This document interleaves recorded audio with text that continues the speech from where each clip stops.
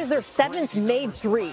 Now in the second, LeBron's like, hi, me too, I can do that. That's 10 threes. Lakers up 20, not a mistake. Then Luka, eyes in the back of his head. Vincent in the corner, he made 4, topped only by one other player on the Lakers roster. And that would be the guy who tossed him the ball. Luka made 5, part of a 30-point effort in this game. Lakers led by 22 at the half because they shot like this. 15 threes in the first half, tied for the most made threes in a half in franchise history. And all that's great for the Lakers, but it's really not good for the Thunder. Most points they've allowed at half all season, 78. Largest halftime deficit this season, 22. Didn't get much better in the second half. Luka, that was pretty. Said LeBron, Luka was spectacular. So was that shot. 30 points, 7 rebounds, 6 assists, then throw in 19 from LeBron.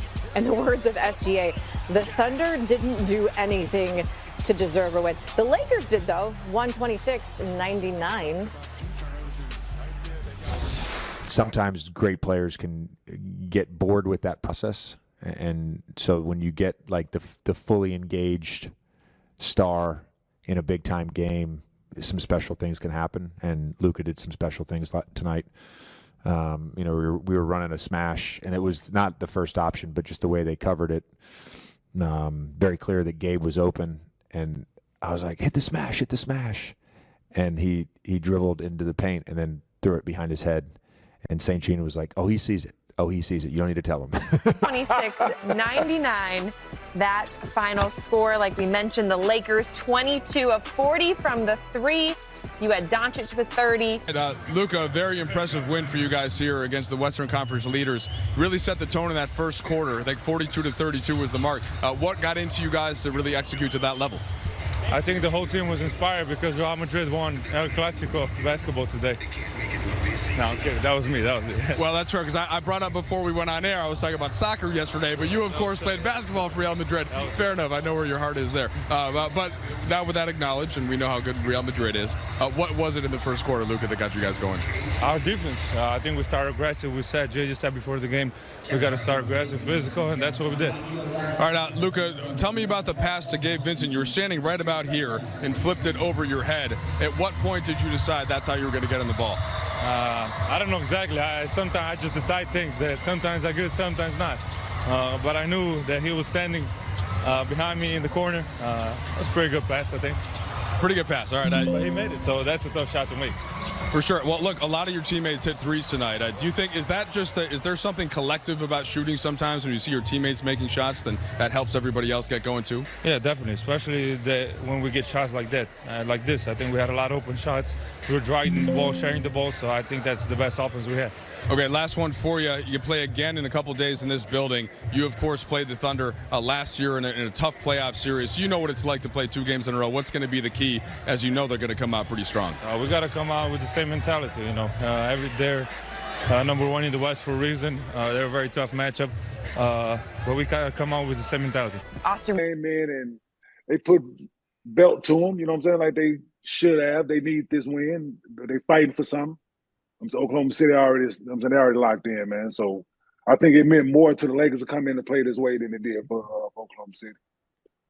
Are you surprised at the margin of victory that the Lakers might have won? You said all that things being true. Okay, OKC probably not taking the game as serious as they normally would. That is an early game for them. They don't play very many games.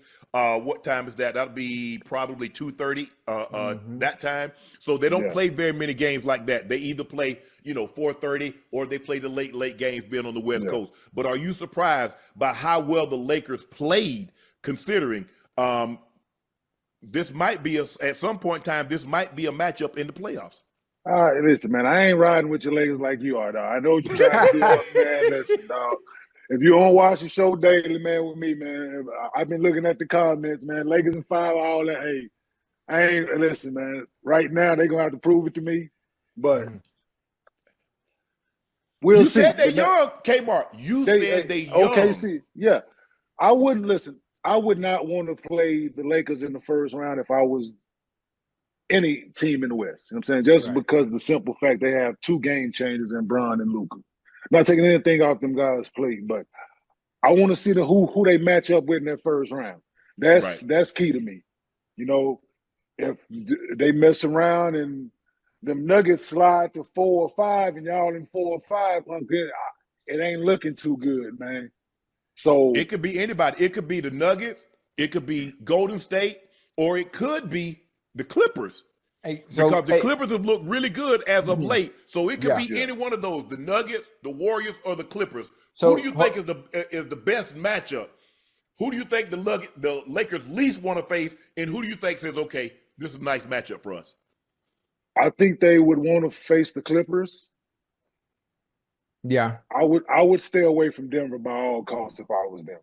Like, I really would stay away from them.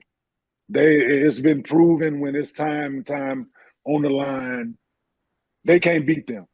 Right. So I would stay away from them. No matter who y'all had, Anthony Davis, who was a hell of a defender, he couldn't do with Nikola. So I would stay away from the Denver Nuggets at all costs. So Kmart, even though the Lakers have been hot lately, you know, they got the momentum going to the play-in, going into the playoffs, whatever it may be, just so happen, hypothetically speaking, they do get the Nuggets. So you think the Lakers don't stand a chance at all if they have Denver in the first round? Ain't no chance at all. No, me and Gil been going back and forth about this for weeks now, since the Luka trade. We've been going back and forth about this specific topic, and I'm not rolling. He's Luka the equalizer to Nicole. No, he's not. Right. Like, I don't care what. There's no equalizer to Nicole in the National Basketball Association. Right. I don't care what y'all out there doing. This is where I disagree with you. I believe they can let Luka let Nikola. Nikola right now has 30, 37, 13, and 11, and they're down 10. So you can give him the problem that the Lakers were having. Yoke was getting his, but they were letting Murray get 30. They were letting Michael Porter Jr. get 25. That is where you run into the problem. Nikola, it doesn't matter. You can have Anthony Davis, you can have Joel Embiid, whoever you feel is a defensive center. Obviously, those guys are great two-way players. You can give him his 40, 15, and 15. But what you can't allow are the others. And that's what beat the Lakers.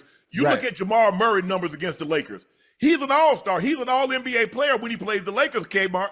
Yeah, absolutely. So y'all should want to stay away from him at all costs because he's still there. But I don't know if you know, he still played for the Nuggets, and Michael Porter still played for the Nuggets, and Aaron Gordon still played for the Nuggets. So and all Aaron Gordon only plays good against the Nuggets. But this is what we got now.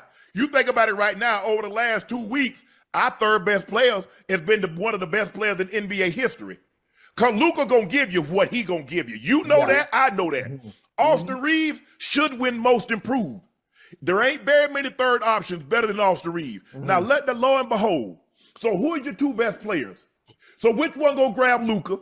Which one gonna grab Austin Reeves? And which one gonna do something with Goat James? I'm just waiting for you. You a defensive specialist. Who you putting on Luka? Listen, man, we're gonna put. We don't gotta go. Y'all can't guard us, so it don't matter. Listen. We can. Because listen, y'all gonna have to put some non-shooters out there. Dorian Finney-Smith, I'm not rolling right now. You gotta play Vando. Vando can't hit his ass with both hands. Defense. That's all we need to do. Leave him open. We're gonna double Luka, double Bron. We're gonna make them other guys make plays. Austin Reeves can't carry y'all in the playoffs. Oh, yeah, he can't. You saw it. You see what he been doing, Kmart. Don't do that. That's in the regular season, not in the playoffs, man. Did you see him against Memphis? When he got his horns, when he got them baby horns, you saw him against Memphis? Not when you the third option, man. Like, when you on that scouting report as the third option, it's a lot different in the playoff series, man. They're going to make that boy do something he ain't comfortable doing out there. Yeah, like dropping 35 on y'all. We ain't covered dropping 35, but he'll get it. Okay, everybody said they're gonna double. He's gonna have to average it. I don't think he's capable of doing that. Oh, we don't need him to average that. We just need him to average what he averaging.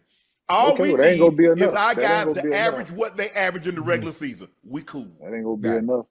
That ain't gonna be more than enough. Hey, Kmart, looking at the landscape of the playoffs right now, where the seeding is right now, and looking at the table.